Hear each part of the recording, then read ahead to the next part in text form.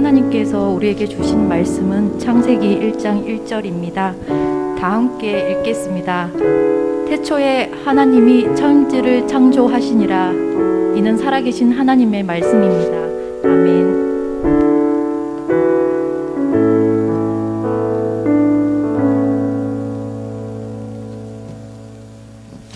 할렐루야. 오늘 말씀 중에 제일 짧은 구절이지 않았나 이런 생각이 드네요. 우리 옆에 있는 친구들, 앞뒤 있는 사람들 좀 눈인사를 좀 했으면 좋겠습니다. 하세요. 이게 마지막이에요. 이제 하세요. 언제 이제 못해. 하랄 때 좀 하고. 그죠. 이제는 그 3부 예배로 어른들하고 같이 예배 드리기 때문에 멀리서 이렇게 얼핏 볼까 말까 막 이럴 수도 있어요. 그래서 좀 기억하라 하고 이제 인사를 시킨 건데, 어쨌든 여러분들 이제 새성전에서도 좀 이렇게 좀 뭐랄까, 좀 멀리 있더라도 좀 먼저 좀 다가가고 또 인사도 하고 좀 반갑게 이렇게 얘기도 하고 교제도 하고 좀 그럴 수 있었으면 좋겠습니다. 이제 오늘을 마지막으로 1시에서 우리가 이제 청년부 단독으로 드리던 예배가 이제 다음 주부터는 3부 11시 반에 예배 드립니다. 야움동으로 가셔야 돼요. 분명히 여기 오는 사람 있을 것 같아서. 그렇죠? 또 이제 막 1시에 혼자 와 있고 막 이런 경우가 분명히 있을 것 같아서 여러분들 기억하라고 얘기해 드립니다. 물론 이제 가서 11시 반 예배 드리고 또 예배 후에 본당에서 청년부 모임을 갖게 될 겁니다.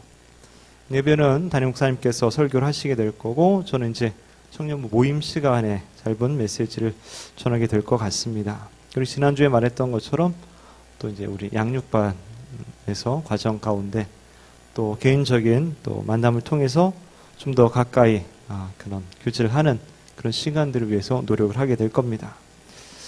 제가 청년부 하면서 나름대로의 목표는 청년부 한 명 한 명을 개인적으로 만나고 또 얘기도 듣고 식사도 하고 기도도 하고 그런 어떤 1대1의 만남, 교제 시간을 갖는 것이 개인적인 목표이기도 합니다. 왜냐하면 아는 만큼 관심을 갖게 되고 또 아는 만큼 기도하게 되어 있거든요. 요즘은 일주일에 한 명씩 만나다 보니까 이제 시간이 굉장히 좀 오래 걸리기도 합니다. 그래서 아직 저를 따로 만나지 못한 친구들은 먼저 연락 주셔도 됩니다. 저 요즘 시간 많아요. 이렇게 연락을 해주면 좋겠습니다. 왜냐면 여러분들이 언제 바쁘고 또 언제 뭐 수업 듣고 일 다니고 이런 거 잘 모르잖아요, 제가. 그래서 먼저 연락 줘도 됩니다. 어떤 경우는 왜 나한테는 연락이 안 하지? 뭐 이런 경우 있을 수 있어요. 나를 잊은 건가? 막 이러지 마시고 기다리지 말고 먼저 연락해야 됩니다.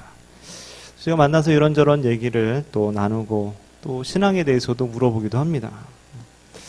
신앙생활 어떤지 뭐 그렇게 물어보는 것은 이렇게 도와주려고 하는 겁니다. 어떻게든 신앙생활 잘 할 수 있게끔.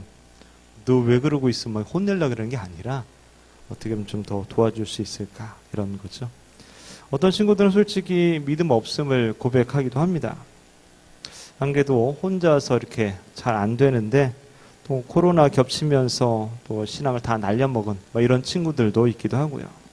그래도 솔직히 말해주면 참 고마워요. 그래야 또 뭔가 좀 도와줄 수 있고 기도도 해줄 수 있고 하니까. 여러분 무엇을 믿고 있습니까? 나는 무엇을 믿고 있는가 하는 질문, 이것이 우리 신앙생활에 있어서 자주 또는 종종 해야 할 그런 질문인 것 같아요. 그래서 누가 시키는 대로 움직이는 것이 아니라 내가 믿는 그 하나님으로 인해서 내가 신앙생활을 하는 그런 삶이 되어야 된다는 거죠. 하나님 내 인생의 동기부여가 되어야 된다는 거죠. 어릴 때는 자기 믿음 별로 없습니다. 어릴 때는 엄마의 믿음, 또 아빠의 믿음, 부모님 믿는 그 하나님의 부모님이 믿는 하나님에 의해서 내가 어쩔 수 없이 예배 드리거나 따라다니거나 잘 알지는 못하지만 부모님 믿으니까 또 친구가 믿으니까 나 따라서 그렇게 행하게 되는 경우가 많죠. 그런데 이제는 내 신앙으로 나의 믿음으로 나의 하나님으로 말미암아서 내가 움직일 수 있어야 된다라는 것입니다. 사마리아 수가성에서 예수님 만난 여인이 동네방네 뛰어다니면서 예수님에 대해서 전하게 됩니다. 그래서 그 말을 듣고서 동네 사람들이 다 나와서 예수님 만나게 되고 예수님 말씀을 듣게 됩니다. 그러고 나서 하는 말이 이렇게 말하죠. 그 여자에게 말하되 이제 우리가 믿는 것은 내 말로 인함이 아니니 이는 우리가 친히 듣고 그가 참으로 세상의 구주신 줄 알미라 하였더라. 처음에는 내가 네 말 때문에 나오고 네 말 때문에 믿었는데 이제는 예수님 말씀 내가 직접 듣고 나서 그분이 진짜 구주시다 라고 내가 그렇게 믿는다는 거야. 우리가 처음에는 부모님 때문에, 가족 때문에, 친구 때문에, 선생님 때문에, 또 누구 때문에 믿게 되고 또 나오게 되지만 이제는 그 단계에 계속 머물러 있으면 안 된다라는 거죠. 내가 직접 하나님의 말씀을 듣고 읽고 묵상하고 기도하면서 그 하나님을 알아야 하고 그 하나님을 믿어야 하는 것이죠. 즉 나의 믿음, 나의 신앙, 나의 고백이 있어야 된다라는 것입니다. 이 이야기가 중요한 것은 자신의 믿음을 돌봐줄 사람이 없는 그런 타지 생활했던 사람들은 아마 공감할 수 있을 겁니다. 타지에 가서 혼자 있을 때 어떻습니까? 여러분의 신앙생활을 보면 내가 이 정도구나 이제 바로 알 수 있게 되죠. 그 전까지는 내가 믿음이 있는 줄 알았는데 나름대로 교회에서 뭐 봉사도 하고 빠지지 않고 열심히 나갔는데 막상 혼자 있게 되니까 어떻게 됩니까? 또 요즘에 뭐 코로나로 인해서 또 직장생활 바빠서 여러 가지 변명거리가 생기니까 믿음 하나도 없고, 그죠? 철저하게 망가진 그런 모습들을 보게 되기도 하죠. 그래도 그때 자신의 믿음을 돌아보면서 깨달으면 다행입니다. 왜냐하면 그럼 돌아올 수 있죠. 근데 오히려 그 상황을 합리화하면서 그냥 퍼져 있다면 이건 큰 문제인 거죠. 또 이런 경우도 있어요. 친구들이나 어떤 모임 가운데 종교 이야기가 막 나오고 그러다 보면 뭐 기독교, 교회 이야기 막 무조건 나오잖아요. 그리고 그 이야기 중에 대부분은 뭐예요? 부정적인 그런 이야기들이 나오죠. 그때 여러분들의 반응은 어떻습니까? 그때 양심이 좀 이렇게 찔림이 있나요? 아니면 좀 아픔을 느끼고 있나요? 아니면 좀 고민도 되겠죠. 이걸 한번 뒤집어 엎어? 한번 싸워? 내가 어떻게 교회에 대해서, 기독교에 대해서 변호할 수 있을까? 막 머리 굴리기도 하고요. 근데 막상 말하려고 하니까 또 아는 게 없어요. 아는 게 없어요. 할 수 있는 말이 없어요. 왜 그렇습니까? 내가 하나님에 대해서, 성경에 대해서, 기독교에 대해서 진지하게 알려고 한 적이 한 번도 없어요. 그냥 늘 듣던 얘기, 어렸을 때 알던 얘기, 그게 다야. 세상 사람들이 기독교에 대해서 뭔가 부정적으로, 뭔가 진지하게 막 이렇게 막 말하는데 나는 진지하게 믿지를 않았어. 그러니까 할 말이 없어요. 그냥 참고 넘어가고 그리스도인인 걸 그냥 숨기는데 급급한 경우가 많습니다. 상황마다 사람마다 믿음마다 다를 수 있지만은 일단은 싸우거나 논쟁할 필요는 없습니다. 원래 세상 사람들 다 부정적으로 그렇게 얘기를 하죠. 당연하게. 그런 그들에게 내가 그리스도인임을 밝히는 게 먼저일 텐데 그러기엔 뭐예요? 자신의 모습이 너무나 부족해 보이죠. 좀 부끄럽죠. 같이 놀고 먹고 하다 보면 뭐 또 술 담배도 하고 막 그랬는데 이제 와서 뭐 교인 다닌다고 말하기가 내가 그리스도인이었어 뭐 이렇게 막 커밍아웃 하기가 어렵죠. 근데 오히려 그럴 때 나 같은 사람도 하나님을 믿을 수 있다는 사실을 그렇게 얘기해 보는 건 어떨까요? 어떤 사람 내가 죄를 지어서 뭐 술 담배해서 뭐 교회 가면 안 된다, 교회 가기 어렵다 이렇게 말하기도 합니다. 하지만 그건 이런 이야기예요. 내가 때가 많아서 목욕탕에 갈 수가 없어. 내가 많이 아파서 병원에 가면 안 돼. 이렇게 말하는 것과 똑같은 거죠. 주님은 오히려 죄인이 나오는 걸 너무나 기뻐하고 바라고 기다리고 계시죠. 그래서 누구든지 오라고 하시는 것이죠. 그래서 괜찮다고 같이 가자고 전도할 수도 있게 되는 것이죠. 그럴 교회가, 기독교가 공격당한 상황에서 또 이렇게 말할 수도 있을 것 같아요. 그리스도인으로 내가 좀 부족해서 그래, 미안해, 이렇게. 이 정도 말하려면 그저 레벨이 좀 높아야 되겠죠, 그죠? 예전에 어떤 분이 교회와 목회자에 대해서 불평과 원망을 막 이렇게 쏟아내는 얘기를 들어준 적이 있습니다. 그분의 마음이 힘들고 아프고 어렵다는 것을 좀 느끼겠더라고요. 들어주고 공감해주고. 근데 그 상황에서 딱히 뭔가 내가 해줄 수 있는 이야기는 없더라고요. 다만 한 가지 있었는데 이 이야기였어요. 미안하다고 얘기하는 거죠. 대신 제가 사과하는 거죠. 그래서 교회가 그런 것이 또 목회자에게 상처받은 것, 그건 곧 나의 책임이기도 하고, 그래서 죄송합니다 하고 사과를 하는 거죠. 그랬더니 더 이상 불평과 원망과 부정적인 말을 하지 않더라고요. 여러분 무엇을 믿고 있습니까? 어떤 하나님을 믿고 있습니까? 그 믿음 따라서 여러분의 행동도 달라지게 되는 것이죠.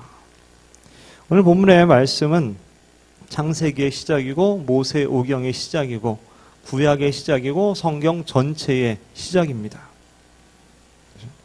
근데 이 한 구절에서 우리가 알 수 있는 것, 생각해 볼 수 있는 것들은 굉장히 많이 있어요. 먼저 보면 태초에 라고 시작하죠. 영어로 창세기를 뭐라 그럽니까? 영어로 창세기. 그죠? 제네시스라 그러죠. 요즘 잘 나가는 차 이름이기도 하죠. 헬라어로는 게네시스라고 이제 말을 하기도 합니다. 이 뜻은 처음, 시작, 발생, 기원, 뭐 이런 뜻을 가지고 있습니다. 아무것도 없을 때 모든 존재는 물질이 정말 아무것도 없을 때 그 처음에 하나님은 이미 존재하고 계신 것이죠. 시간이 창조되기 전부터 하나님이 이미 존재하신 분. 그 시간을 초월해 계신 분. 그것을 영원이라고 하는 거죠. 그래서 하나님의 영원하심에 대해서 생각해 볼 수 있게 됩니다. 하나님이 영원하다. 시간과 공간을 초월해 계신다라는 겁니다. 우리는 보통 3차원 또는 4차원에 살고 있다라고 얘기합니다. 하나님은 그런 차원을 훨씬 더 넘어서 계신 분이시죠. 이것은 우리의 본질적 다른 점이라고 말할 수도 있습니다. 유한한 인간과 무한하신 하나님, 비교할 수조차 없는 것이죠.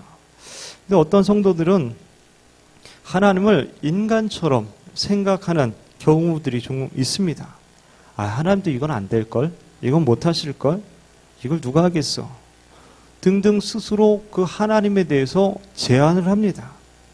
무한하고 영원하신 하나님은 유한한 자기 어떤 지식의 틀에 또 한계 틀에 가두어 놓고서 그냥 하나님은 그 정도밖에 안 될 거라고 그렇게 믿고 산다는 거죠. 이거 참 안타까운 점입니다. 제가 30대에는 그 얼리 어댑터를 표방하며 살았었어요.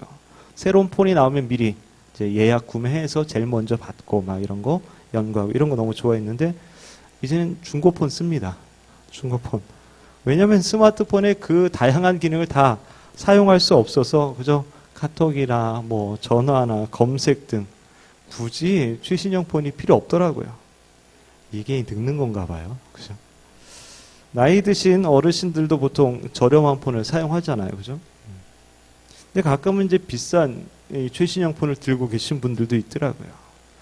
100만 원 가까이 주고 막 최신형 폰을 사갖고 들고 다니신데 전화만 하죠.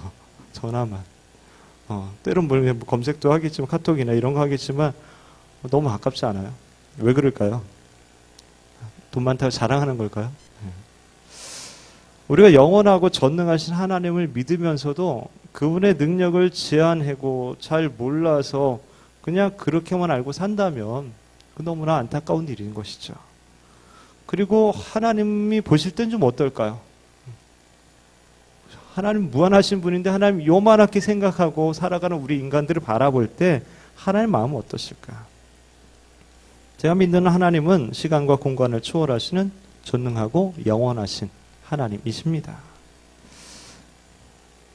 두 번째로는 하나님, 히브리어 성경에 히브리어로 이 성경이 제일 처음 창세기 1장 1절에 보면 뭐 어떻게 시작하냐면 브레시트 바라 엘로힘 이렇게 됩니다.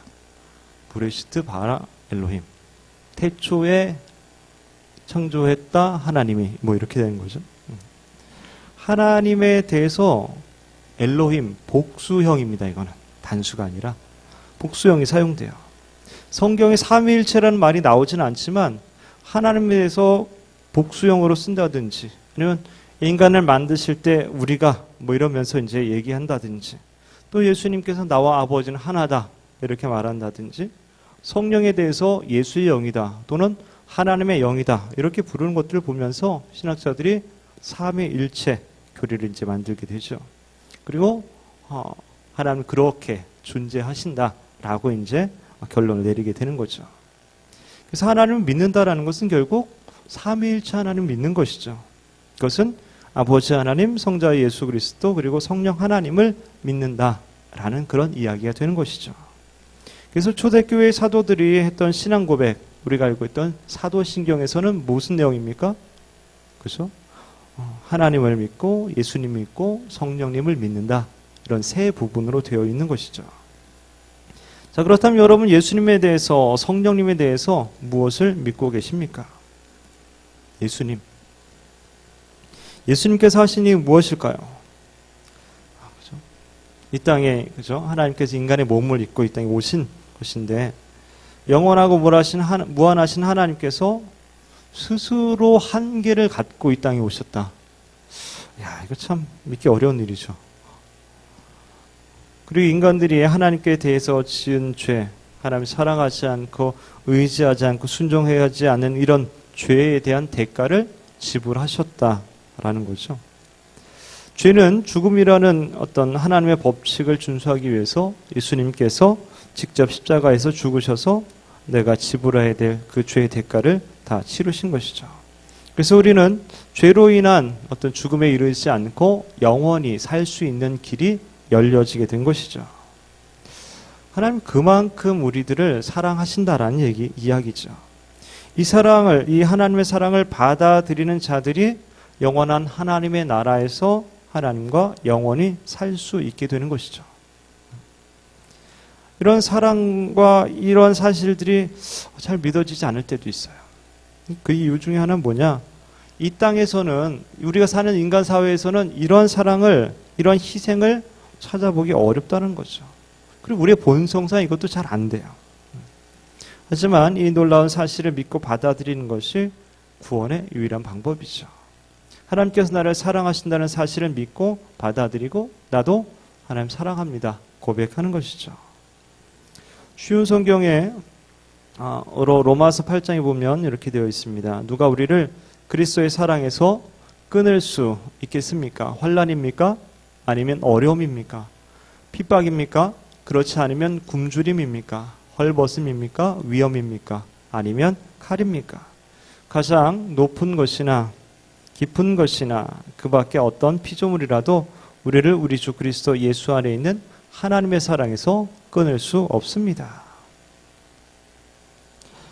성자 예수 그리스도를 믿는다는 것의 가장 큰 의미는 하나님이 자기 아들을 십자가에 죽게 하실 만큼 너를 우리를 사랑하신다라는 그 사실을 우리가 믿는 것이죠. 그리고 이 사랑이 절대로 끊어지지 않는다라는 것을 믿는 거죠. 어린아이가 부모님 곁에, 엄마 곁에 있을 때 별 두려움이 없는 것처럼 우리가 하나님의 사랑을 믿을 때 두려움이 없게 됩니다. 세상의 모든 것으로부터 또 하나님에 대해서도 두려움이 없게 되는 거죠. 하나님께 혹시 내가 벌 받을까, 혼날까, 하나님 나를 미워하시면 어떻게 하지? 이런저런 걱정과 두려움이 없게 됩니다. 만약에 그런 것이 있다면 아직 사랑을 완전하게 이루지 못하는 거죠. 그래서 요한일서에서 이렇게 말하죠. 사랑 안에 두려움이 없고 온전한 사랑이 두려움을 내쫓나니 두려움에는 형벌이 있음이라. 두려워하는 자는 사랑 안에서 온전히 이루지 못하였느니라. 또 하나님을 믿는다는 것은 성령 하나님을 믿는 것입니다. 성령 하나님께서 항상 나와 함께 하신다라는 사실을 믿는 겁니다. 구약에서 하나님께서 에덴 동산을 만드신 이유는 뭡니까? 그래서 하나님이 함께 하시려고. 이스라엘 백성들 가운데 성막을 만들라고 하신 이유는 뭡니까? 거기서 만나주시고 함께 하시려고. 이 땅에 예수님을 보내시면서 임마누엘이라고 하시는 건 뭡니까? 하나님이 우리와 함께 하신다라는 것이죠. 그리고 예수님께서 부활하시고 승천하시면서 보혜사 성령을 보내시겠다라는 건 뭡니까? 마찬가지로 우리와 영원히 함께 하시고자 하는 것이죠. 그래서 요한복음 14장에 보면 내가 아버지께 구하겠으니 그가 또 다른 보혜사를 너희에게 주사 영원토록 너희와 함께 있게 하리니. 우리를 구원하시고 우리를 영원한 천국으로 인도하시는 것도 우리와 영원히 함께 하시려는 것이죠. 성령 하나님께서 나를 떠나지 않고 나와 언제나 함께 하신다는 그 사실을 내가 믿고 사는 겁니다. 저는 보이지 않고 느껴지지 않는 것, 그래서 오히려 믿는 거죠. 그래서 바람이 보이지 않고 공기가 보이지 않고 사랑과 마음이 보이지 않고 그래도 있다는 사실을 우리가 알고 믿잖아요. 하나님 보이지 않아도 여전히 나와 함께 하신다는 사실을 내가 믿는 것입니다. 나와 함께 하면서 나를 때로는 위로하시고 나를 도우시고 나를 인도하시고 때로는 말씀이 생각나게 하시고, 물론 나와 함께 하시는 하나님을 내가 무시하고 그냥 지나칠 때도 많이 있습니다. 그럴 때마다 아파하시는 하나님, 슬퍼하시는 하나님 생각하면 좀 마음이, 그죠? 죄송한 마음이 들기도 합니다. 또 어떤 때는 내가 혼자 내 마음대로 결정한 것이 크게 큰 문제가 터져가지고 심각한 어려움이 생겼을 때가 있습니다. 그럼 어떻게 합니까? 기도해야죠. 간절한 마음으로 기도하. 그때 참 미안한 마음 들죠. 평소엔 안 찾다가 문제 터졌을 때 찾는 이 마음이 좀 미안하죠. 문제는 내가 다 저질러 놓고 이제 도와달라고 하는 염치가 없죠. 근데 그럴 때도 하나님께서 화내지 않으시고 짜증내지 않으시고 사랑의 마음으로 여전히 나를 안으시고 도우시고 품으시고 용서하시는 그런 분이시죠. 그렇게 나의 결정으로 인해서 실수와 실패를 겪을 때 또 한편은 이런 원망도 좀 생기기도 합니다. 좀 미리 좀 막아주시지. 내가 이렇게 결정하려고 그랬을 때 그때 좀 막아주시지. 못하게 하시지. 하나님 강권하는 그런 능력으로 좀 끌어당겨 주시지. 보통 어린 자녀들이 실수해놓고 부모 탓을 하죠. 그렇죠?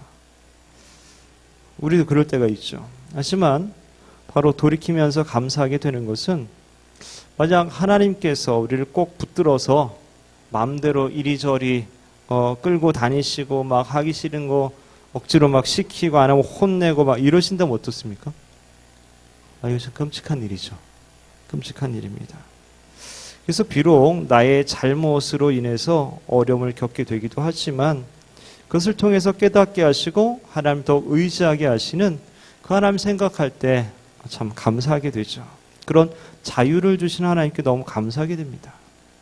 저는 이런 하나님의 어떤 인격적인 부분이 너무 좋고 너무 은혜가 됩니다. 문 밖에 서서 기다리시고 문을 두드리시는 하나님. 내가 잘못된 선택을 하려고 할 때 물론 이미 하나님께 수많은 사인을 또 주셨겠고 마음도 주셨고 했는데 결국 내가 이제 무시해서 실수한 것이겠죠. 하나님께서 얼마든지 잡아당기고 끌고 막 이렇게 하실 수 있지만은 그렇게 하지 않으셔요. 문을 뻥 차고 그냥 열고 들어가실 수도 있지만 열어줄 때까지 두드리면서 기다리고 계신다는 것이죠. 우리 안에 계신 성령님께서 우리의 모든 것을 주관하고 마음대로 하실 수도 있지만 그렇게 하지 않고 우리가 요청할 때, 우리가 부탁드릴 때, 우리가 그렇게 성령님을 내 인생의 주인으로 삼을 때 비로소 하나님께서 다스리시고 통치하시고 역사해 주시는 것이죠. 세상에 어느 신이 이런 신이 있을까요? 어떤 종교가 이런 신을 믿고 있을까요? 여러분 어떤 하나님을 믿고 있습니까? 이런 하나님을 고백할 수 있겠습니까? 저는 예수 그리스도를 통해 구원의 길을 열어주시고 영원한 천국을 준비해 주신 그 하나님의 놀라운 사랑을 믿습니다. 그리고 그분의 사랑은 강제적이지 않고 온유하고 늘 인격적이라는 사실을 믿고 있습니다. 세 번째 부분은 천지를 창조하시니라. 여기서 천지는 하늘과 땅이죠. 근데 현대인의 성경에서는 이것을 우주라고 이렇게 번역을 해놨어요. 즉 존재하는 모든 것들을 말하는 거죠. 그것이 그냥 저절로 생겨난 것이 아니라 누군가에서 만들어졌다 이런 거죠. 아무것도 없는 무의 상태에서 하나님의 어떤 목적과 의도를 가지고 만들었다라는 겁니다. 중고등학교 시절에 또 그 이후에 하나님을 의심하는 경우가 종종 있습니다. 뒤돌아보면 그런 것 같아요. 보통 성경을 대충 알고 있는 경우 의심하게 되는 것 같아요. 저도 대충 알고 있을 때 하나님 신뢰하기가 어려웠던 것 같아요. 그냥 내가 성경을 알고 있고 어려서부터 믿고 듣고 나는 어느 정도 알고 있어 이렇게 스스로 생각할 그때가 제일 위험한 것 같아요. 어릴 때는 재미있게 배웠던 요나가 막 고래 뱃속, 성경에 이제 큰 물고기나 나오지만 어렸을 때는 막 고래 뱃속에 들어갔다 막 처녀가 아이를 낳고 무리를 걷고 막 물고기 2마리 또 조금으로 막 수많은 사람 먹이고 죽은 사람 살리고 부활하고 이거 믿기 어려운 얘기가 너무 많아요. 어렸을 때는 그냥 그런가 하보다 이렇게 들었는데 중고등학교 지나면서 이 믿기 어려운 이야기들이죠, 다. 이걸 어떻게 믿어야 되나. 쉽지 않죠. 그렇다고 신앙을 떠날 수는 없고 타협점을 좀 찾아야 되는 거죠. 타협점 찾은 건 그래도 좋은 이야기잖아. 교훈을 주잖아. 훌륭한 이야기지. 그러면서 지내다가 문제는 그렇게 묻어두었던 것 때문에 더 이상 믿음이 자라지 않는 거예요. 더 이상. 다른 말씀들도 순종하기가 어렵고 그 말씀들에 대해서 나름대로 해석을 하고 합리화해서 믿어야 하는 상황들이 되어지니까 그때마다 불편하고 그대로 순종되지도 않고 그러다가 이런 것 아니구나, 이렇게 해서 안 되겠구나 기도하면서 믿음을 달라고 이제 기도하게 되죠. 믿어지지 않는 것을 믿을 수 있게 해달라고 기도하는 거예요. 이게 참 쉽지 않습니다. 근데 시간이 좀 흐른 뒤에 그래도 내가 믿을 수 있는 사실은 무엇일까 하면서 찾고 내가 한 것이 창세기 1장 1절 태초에 하나님이 천지를 창조하시니라. 다른 건 몰라도 내가 이건 믿지. 결국 믿음은 그것이 사실이라고 증명되어서 믿는 것이 아니라 결국 나의 선택이었어요. 내가 믿기로 한 거죠. 믿기로. 진화냐 창조냐 생각해 볼 때 아무래도 창조에 대한 증거가 훨씬 많아요. 그래서 믿기로 한 거죠. 그래서 중요한 믿기로 한 그 결단이 굉장히 중요합니다. 믿기로 하니까 다른 것들도 믿을 수 있게 된다는 거죠. 아무것도 없는 상태에서 말씀으로 무언가 만드실 수 있는 그런 능력이 있는 분이시라면 아픈 자 고쳐주는 거 이건 일도 아니겠죠. 죽은 자 살리는 것도 일도 아니겠죠. 처녀가 아이를 낳는 거 불가능, 이런 거 뭐가 있겠습니까? 아무것도 없는 데서 세상을 만드신 분의 그런 능력이라면,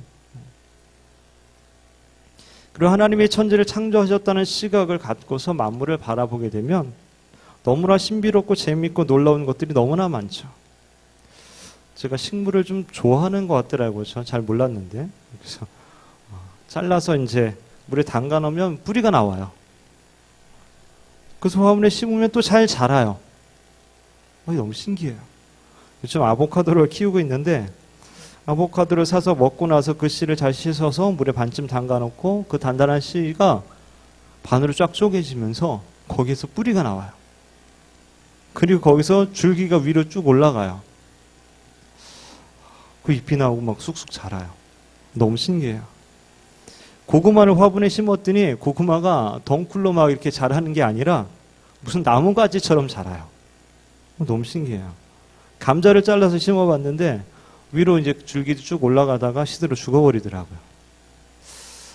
근데 지난주에 다른 거 심으려고 이제 화분에 흙을 정리하는데 그 안에 구슬만한 감자가 5개나 있더라고요. 더 신기한 것은 연결된 가지나 뿌리가 전혀 없이 흩어져서 5개가 있더라고요. 그리고 다시 심어줬어요. 하나님께서 식물에도 이런 생명력을 주시고 살게 하는 이게 너무 신기한 거예요. 저녁에 아름답게 노을이 질 때 다양한 색깔, 색감, 그 분위기, 그 느낌. 하나님이 이런 거 어떻게 연출하셨을까? 또 웃기게 생긴 동물들의 모양을 보면서 참 하나님 참 유머도 있네. 재밌으신 분이네. 아름다운 색깔의 옷을 입고 있는 동물들 보면 대단한 미적 감각이다. 이런 것들을 생각합니다. 즉 하나님 만드신 피조물들을 바라보면서 하나님을 좀 더 알게 되는 거죠. 그러나 이 창조의 시각으로 보지 않게 되면 어떻게 됩니까? 그건 그냥 우연의 일치일 뿐이야. 그냥 이쁘네 하고 끝날 거예요. 근데 하나님이 만드셨다고 생각하고 보니까 하나님이 어떤 분인지 알겠어. 영국의 시인이자 화가인 윌리엄 브레이크가 이런 말을 남깁니다. 하늘의 모래에서 우주를 보고 들판에 핀 한 송이 꽃에서 천국을 본다. 그대 손바닥에 무한을 쥐고 찰나의 시간 속에서 영원을 보라. 천지를 창조하신 하나님께서 우리 인간을 만드시고 나도 만드셨으니 나를 고치고 회복시키는 것도 이것도 얼마든지 가능한 일이죠. 그리고 내가 모르는 나에 대해서도 가장 잘 알고 계신 분이 여전히 하나님이시죠. 시편 139편에 있는 말씀 함께 읽어볼까요? 내가 보이지 않는 어머니 태에서 만들어지고 있을 그때에도 주는 내 형체를 보고 계셨습니다. 주는 내가 태어나기도 전에 나를 보셨으며 나를 위해 작정된 날이 한우도 시작되기 전에 그 모든 날이 주의 책에 기록되었습니다. 나보다 더 나를 잘 아시는 그 하나님이시기에 우리는 언제나 그 하나님께 물어볼 수 있죠. 그리고 그분의 인도함을 받을 수 있게 됩니다. 이 청년부 설교 여기서 이제 마지막으로 이제 하면서 한번 생각해 봤어요. 제가 청년 때나 어렸을 때나 또 지금이나 내가 믿고 있는 것은 무엇일까 이런 생각을 좀 해봤어요. 그러면서 여러분들도 이런 시간들이 내가 믿고 있는 것이 무엇인지 좀 정리해 볼 필요가 있겠구나라고 생각을 했습니다. 여러분 어떤 하나님 믿고 있습니까? 내가 믿는 바를 어떻게 고백을 할 수 있을까요? 언제까지 그냥 그대로 뭐 언젠가는 잘하겠지 하면서 그냥 놔두겠습니까? 자신을 돌아보면서 자신의 믿음을 고백해 보시고 또한 결단해 보는 그런 시간을 가졌으면 좋겠습니다. 바라기는 풍랑이는 바다와 같은 이 세상 속에서 만물의 주인 되신 하나님을 믿음으로 말미암아 평안함과 자유함과 담대함으로 날마다 살아가시는 저와 여러분 되시기를 주님의 이름으로 축원합니다.